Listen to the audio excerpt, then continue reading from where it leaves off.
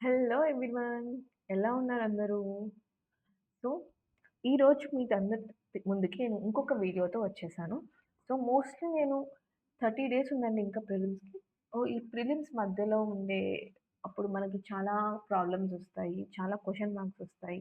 So, most of the aspirants ఎక్కడెక్కడ question face చేస్తారంటే, వాళ్ళకి లోపల ఉండే క్వెషన్స్‌ని వాటిని సాల్వ్ చేస్తాక కూడా ఎవరు ఉండకపోవచ్చు.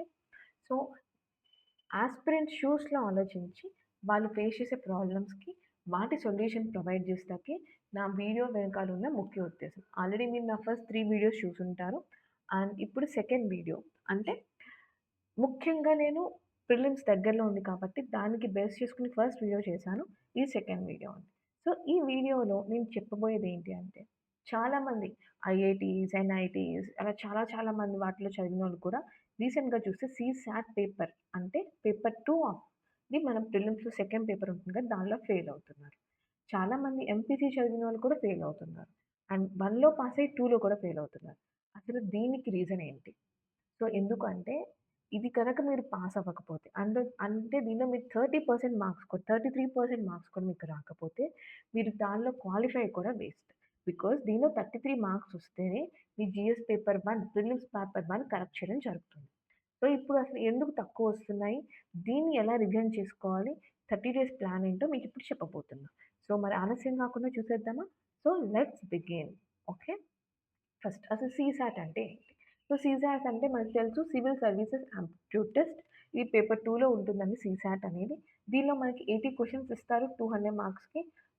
తప్పిపోతే 1/3 మార్క్ కట్ అవుతుంది. అంటే మనకి రాంగ్ ఆన్సర్స్ పెట్టేప్పుడు కూడా మనం కొంచెం జాగ్రత్తగా మనం మైండ్‌ఫుల్‌నెస్‌గా పెట్టాలన్నమాట. సో, మరి దీంట్లో మెరిట్ ఉంటుందా అంటే మెరిట్ దేనిలోనూ ఉండదండి. కాకపోతే కట్ ఆఫ్ అనేది పేపర్ 1కి ఉంటుంది. దీనిలో గనుక 33% అంటే 200కి గాను మీకు 66 మార్క్స్ వస్తే మీకు క్లియర్ అయిపోతది. అప్పుడు పేపర్ 1 కరెక్ట్ చేయడం జరుగుతుంది. ఓకేనా? ఇది క్వాలిఫైయింగ్ నేచర్. ఇది మీరు గుర్తుపెట్టుకోవాలి. సో, మరి దీనిలో ఏమంటే దీనిలో బేసికల్లీ 4 సెక్షన్స్ ఉంటాయండి. ఒకటి రీడింగ్ కాంప్రహెన్షన్, అదే మీ ఇంగ్లీష్ లాంగ్వేజ్ స్కిల్స్‌ని కూడా టెస్ట్ చేస్తుంది. బేసిక్ న్యూమరసీ అంటే మ్యాథ్ ఉంటది. And logical reasoning. So, reading కాంప్రహెన్షన్‌కి, ఇంగ్లీష్‌కి కలిపి మీకు అరౌండ్ 60-70 మార్క్స్ కవర్ అవుతాయండి. మిగతా మార్క్స్ అన్ని basic numeracy and logical reasoning cover చేస్తాయి. అండ్ ఇప్పుడు చూస్తే మనం చిన్నప్పటి నుంచి చదువుకుంటూనే ఉంటాం ఈ సబ్జెక్ట్స్ అన్నీ. కానీ మరి ఎందుకు యాస్పిరెంట్స్ ఫెయిల్ అవుతున్నారు? ఫస్ట్ 33% మార్క్సే కదా తెచ్చుకోవచ్చులే. 66 మార్క్సే కదా ఏముందిలే అని చెప్పి వదిలేస్తారండి. That's the first mistake. And రెగ్యులర్‌గా ప్రాక్టీస్ చేయరు. న్యూస్ పేపర్ చదవరు. కాంప్రిహెన్షన్స్ ఎలా చదవాలో, ఎలా అర్థం చేసుకోరో నేర్చుకోరు.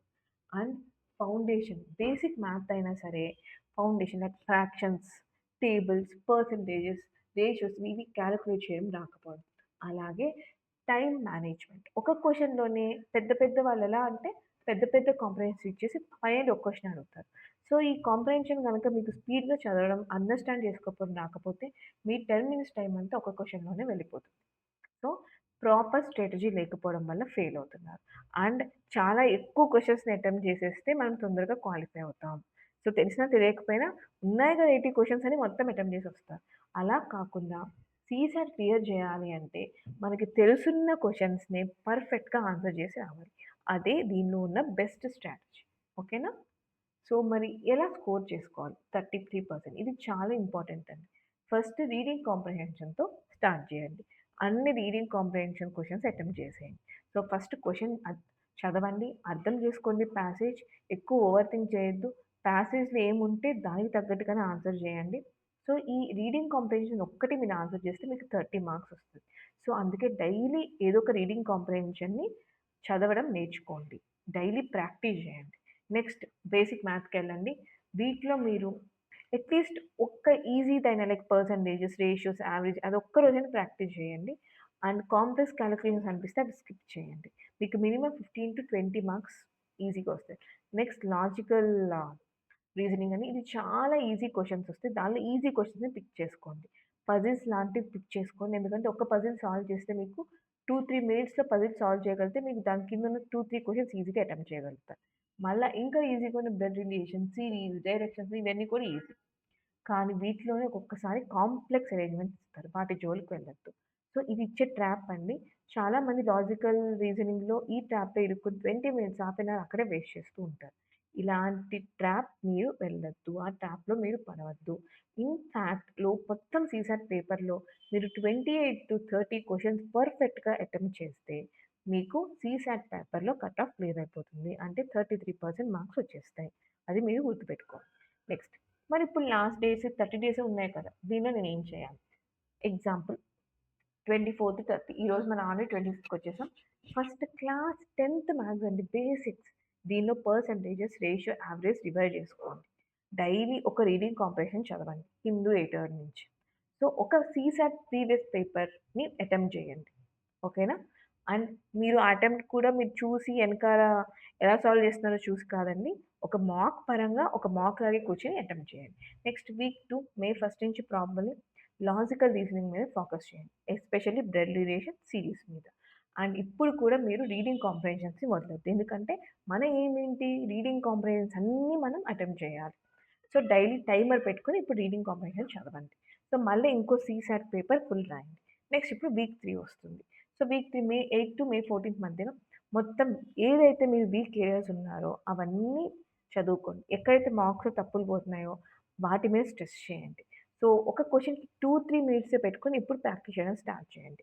మళ్ళీ ఇంకొక మాక్ ఇవన్నీ యూజ్ చేసి మాక్‌ని అటెంప్ట్ చేయండి. ఎర్రర్స్ పోతే ఆ ఎర్రర్స్‌ని అనలైజ్ చేసుకోండి. Finally week 4 around May 15 till May 25 అనుకోండి. ఇప్పుడు ఏమి కొత్తవి చేయొద్దండి. ఓన్లీ ఇంతవరకు చేసిన రివిజన్ చేసుకోండి. ఫైనల్‌గా ఒక్క సీసాట్ మాక్ ఇచ్చి చూడండి. ప్రాపర్‌గా రెస్ట్ తీసుకోండి. కాన్ఫిడెంట్‌గా ఉండండి.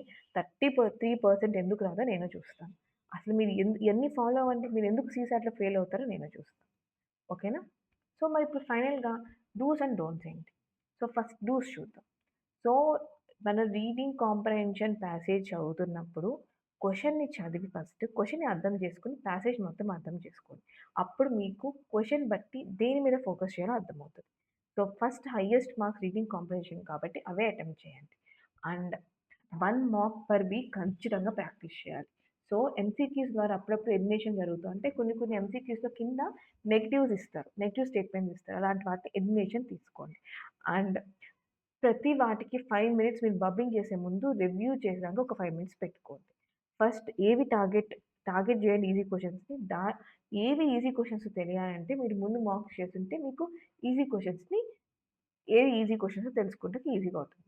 ఓకేనా? నెక్స్ట్ ఏం చేయకూడదు. సో, ఈ మొత్తం ఈ ప్రిపరేషన్‌లో సీసాటే కదా అని చెప్పి సీసాట్‌ని ప్రాక్టీస్ చేయడం, చదవడం ఆపొద్దు. సో, ర్యాండమ్‌గా గెస్ చేయొద్దు. ఒక టఫ్ క్వెషన్ మీద 10 మినిట్స్ కంటే ఎక్కువ అలా స్పెండ్ చేయొద్దు. సో, మొత్తం 80 క్వెషన్స్ గుడ్డిగా మనం అక్కడ బబుల్ చేసి రావద్దు. సపోజ్ మీరు మ్యాథ్స్‌లో వీక్. ఇప్పుడు ఎలా క్లియర్ చేయాలని పానిక్ అవ్వద్దు. మీకు లాజికల్ రీజనింగ్ ఉంది. ఇంకా ఇంగ్లీష్ ఉందండి. So, you can skip maths హ్యాపీగా. సో, 3 డేస్ వరకు కూడా మీరు సీసాట్‌ని ప్రాక్టీస్ చేయడం ఆపొద్దు. ఇది మీకు చాలా ఇంపార్టెంట్. మీరు లాస్ట్ 2 ఇయర్స్ నుంచి చూస్తే మనకి పేపర్ 1 ఇన్ ద ప్రిలిమ్స్ చాలా ఈజీగా వస్తుంది. అంటే ఎవరైతే సీసాట్ క్లియర్ చేయగలుగుతారో వాళ్ళే మొత్తం ప్రిలిమ్స్ కూడా క్లియర్ చేయగలుగుతారు. ఇది మీరు మైండ్‌లో పెట్టుకొని ముందుకెళ్ళండి. ఓకేనా? So, that's it for today అండి. సో, దీన్ని బట్టి మనకేం అర్థమవుతుంది? 33% అంటే 66 మార్క్స్ అనేది అచీవబుల్. మనకి సీసాట్ అనేది ఒక శత్రువు కాదు. దాన్ని ఇగ్నోర్ చేయొద్దు. Practice smart, manage your time and clear CSAT with confidence. So, మీకు గనక నా వీడియో నచ్చినట్టయితే please share, subscribe and like my YouTube channel and share with your fellow aspirants. Thank you. మరో ఇంకో వీడియోతో రేపు మళ్ళీ మీ ముందుకొస్తాను. Stay tune. Bye bye.